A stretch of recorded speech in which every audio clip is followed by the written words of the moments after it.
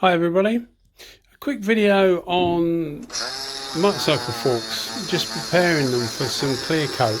Now I'm narrating this afterwards, and I've done a video on clear coating some forks, and I was originally going to incorporate it all into one, but the other video went on for about 15 minutes and this is only 5, so I thought I'd do them in 2 separate videos because it'd be, if people don't want to watch this, they won't, and putting it on the start of the spraying video didn't seem right really, so it's just in a separate video on its own right.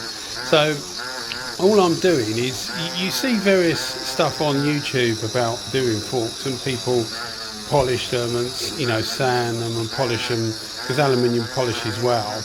But I tend to like what I call like a brushed finish, like a brush aluminium finish.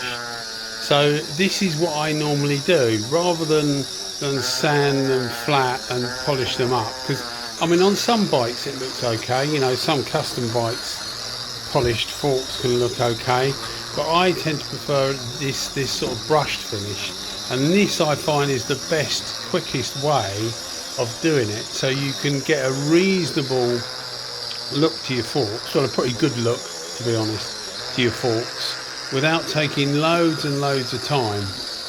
And they do look good, and they're also hard wearing, because what I do is you clear coat them with what they call a direct to metal clear, so it's an etched clear.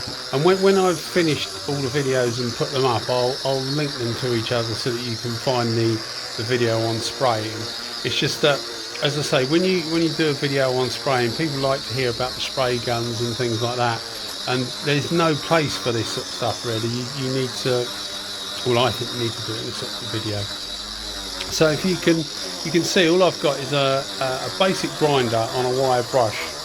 It'd be really difficult to achieve some of this by hand, because you need it needs to go all the same way. So initially you have to sand it down, or wire brush it down with the wire brush to remove the lacquer, and of course any pits in the fork legs or any damage to the fork legs, just so that it all looks as even as possible. So if you can imagine, the wire brush whips round and it just creates lines, loads of small lines in the aluminium, and the idea is that when you're finishing up, so you just remove the lacquer and any marks you can in whatever way you need to, and then you finish up with a wire brushing.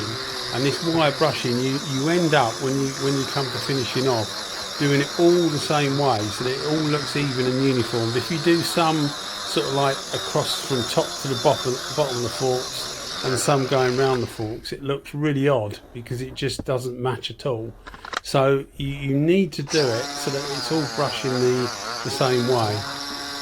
So you'll see that I'm just trying to get everything off that I can. You can use like a paint stripper to remove the clear coat that's on them from the factory normally, but I find this is the best, quickest and easiest way. And this whole video is about 5 minutes. It is faster than I was doing it, and it is condensed, but it actually took about, I don't know, about 35 minutes. So as you'll see, this is towards the end. Now this is the brush finish I was on about. You're trying to keep all the wire brush lines going the same way as best as possible. Obviously you've got things sticking out the forks that things bolt onto, the front wheel spindle bolts onto, so you need to brush it to try and keep it all going the same way. And then we'll clear coat them afterwards. You'll see the top of the forks where the gaiters are. If you see by where my right hand was just then, the gaiters go over that bit, so I haven't bothered doing that with a wire brush, because you really don't need to. But where the gaiters go, you just go over with some Scotch-Brite. Normally grey you'd get away with, but ideally something like a red, which is a medium Scotch-Brite. Well, it's classed as fine actually.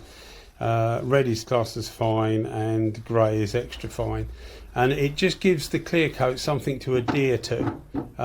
So you don't do it with a wire brush. As I say, the gaiters go over the top. You don't do it with a wire brush, and you try and get all the marks as even as possible.